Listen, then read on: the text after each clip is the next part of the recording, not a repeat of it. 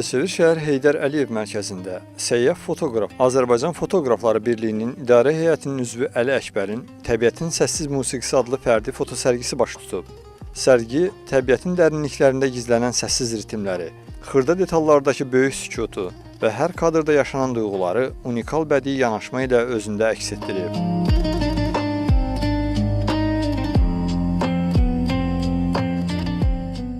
Tədbir çərçivəsində müxtəlif ölkələrdə çəkilən və vəhşi təbiətin qəlbini, təbiətin incə harmoniyasını göstərən təxminən 50-yə yaxın foto nümayiş olunub.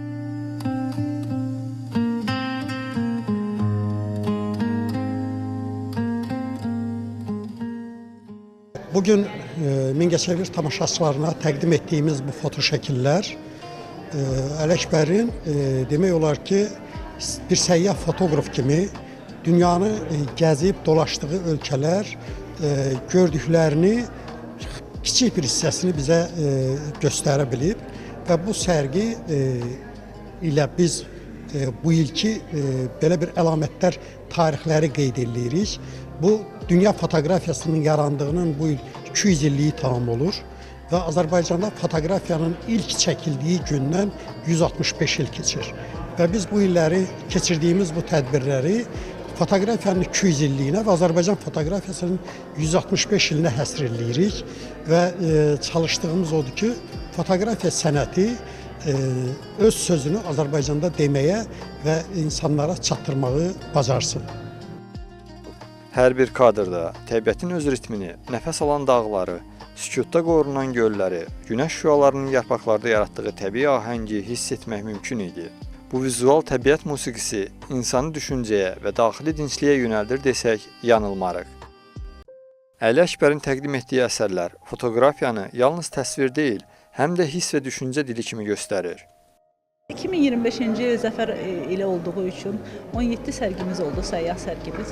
Onların bir çoxu Qarabağ zonasında oldu və bir neçəsi də digər bölgələrdə işıqlandırdıq. Məhz zəfərlə bağlı orada 1-ci Qarabağ müharibəsi fotoları var idi, 2-ci Qarabağ müharibəsi və paradla bağlı fotolar var idi ki, hansı ki Azərbaycan Fotoqraflar Birliyinin fotograflarının məhz işləri idi.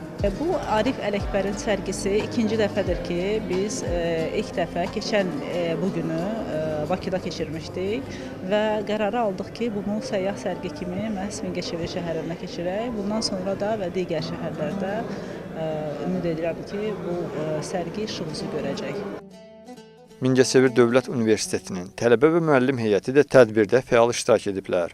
Universitet nümayəndələri sərgini ziyarət edərək ekspozisiya ilə yaxından tanış olub, fotoşəkillər üzərindən təbiətin qorunması, ekoloji məsuliyyət və vizual sənətin maarifləndirici gücü barədə fikir mübadiləsi aparıblar. Qeyd edək ki, gənclərin bu cür mədəni platformalarda iştirakı sərginin auditoriyasını genişləndirir və sənət təhsil əlaqəsinin canlı nümunəsinə çevrilir. Elgiz Mahmudov, Şaban Cəfərov, Mingəçevir.